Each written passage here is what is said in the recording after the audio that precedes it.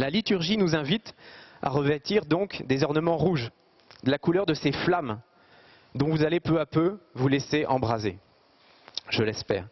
Mais le rouge, c'est aussi et surtout la couleur du sang que le Christ a versé pour moi, pour toi, pendant sa passion et sur la croix, comme nous l'a dit Stéphane hier soir.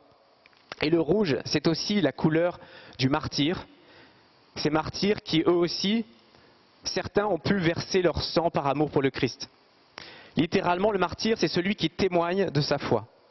On estime que ce sont à peu près 20 millions de chrétiens, à peu près, pour vous donner une idée, un tiers de la population de la France, qui ont été tués pour leur foi simplement au cours du XXe siècle, soit plus qu'au cours des 19 premiers siècles.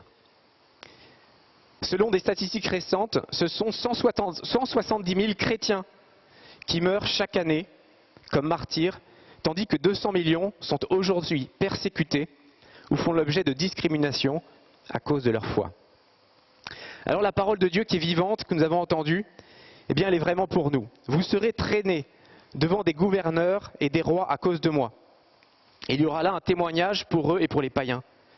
Vous serez détestés de tous à cause de mon nom, mais celui qui aura persévéré jusqu'à la fin, celui-là sera sauvé. Tarcisius est le premier martyr de l'Eucharistie. Et l'Église en a fait, vous le savez, le patron des enfants de cœur. Et peut-être que vous vous dites que cette histoire est d'une autre époque. Mais voilà une autre histoire, beaucoup plus récente celle-là, qui se passe en Chine, récemment dans une école paroissiale. C'est la jeune Li, qui a fait sa première communion il y a quelques semaines. Elle a bien sûr fait le lien, comme vous l'avez fait, entre le Notre Père et le pain quotidien qu'elle reçoit à la messe. Depuis, Li communie tous les jours, 47 fois au total. Tout à coup, la porte s'ouvre dans la classe et les enfants s'arrêtent, net épouvantés, car un commissaire communiste vient de rentrer avec 4 miliciens. Il hurle, il se précipite sur le crucifix, suspendu au mur, l'arrache, le jette par terre, le piétine, et crie que la nouvelle Chine ne tolère plus de si grossières superstitions.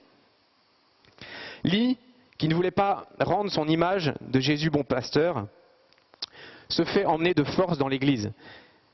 Là, tous les gens du village, raflés par la police, y sont entassés pour un nouveau genre de sermon qui, selon le commissaire, liquidera leur sottise une fois pour toutes. En hurlant, il donne l'ordre aux miliciens de défoncer le tabernacle. Il jette par terre toutes les hosties consacrées du ciboire. Li étouffe un cri devant son pain. Étalé sur le sol, évidemment, le commissaire éclate de rire. Il chasse tout le monde et interdit formellement quiconque de revenir dans ce lieu de superstition. En un instant, tout le monde part, l'église se vide, mais quelques minutes plus tard, sans bruit, la porte de l'église s'ouvre. Évidemment, c'est cette petite jeune fille de 10 ans, Li, qui rentre, qui se prosterne près de l'autel. En se baissant, elle ramasse une hostie avec sa langue, et puis elle repart aussi discrètement qu'elle est venue. Tous les jours suivants, alors que la milice continue de menacer le village et que tous les paysans restent cachés dans leurs cabanes de peur, eh bien Li rentre dans l'église à l'aube et répète ce même scénario. Elle ne savait pas qu'elle pouvait consommer plusieurs hosties en même temps, puisque sa catéchiste lui avait bien dit qu'une seule hostie par jour suffisait. Et arrive évidemment le jour où plus qu'une seule hostie est par terre. Alors à l'aube encore, Li, comme d'habitude, s'approche de l'autel et s'agenouille. Mais, cette fois-ci, debout dans l'embrasure de la porte, un milicien braque son revolver et tire. La jeune Li s'effondre et rampe. Elle va jusqu'à l'hostie et dans un dernier effort, elle parvient à communier. Elle a sauvé toutes les hosties.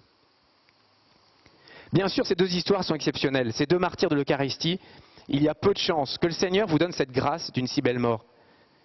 Mais dans votre vie quotidienne, il est certain que vous pouvez vous aussi être témoin, martyr à votre façon de l'Eucharistie. Je connais des gens qui ont préféré perdre un emploi plutôt que de travailler le dimanche sans pouvoir aller à la messe. J'ai passé moi-même plusieurs mois au Brésil et en Amazonie, j'ai vu des missionnaires qui risquaient leur vie pour apporter des hosties consacrées dans des îles éloignées, inaccessibles. Là-bas, j'ai aussi vu des personnes qui marchaient 4 heures à l'aller, 4 heures au retour le dimanche pour aller à la messe. Quelle passion pour Jésus Eucharistie. Nous rêvons tous de la sainteté et même du martyre. Commençons donc par les petites choses en gardant notre regard fixé sur le Christ. Et ce regard chasse toute peur. Comment faire face aux attaques, aux humiliations, aux persécutions? Eh bien, le Christ nous donne sa réponse dans l'Évangile. Quand on vous livrera, ne vous tourmentez pas pour savoir ce que vous direz et comment vous le direz. Ce que vous aurez à dire sera donné à cette heure-là.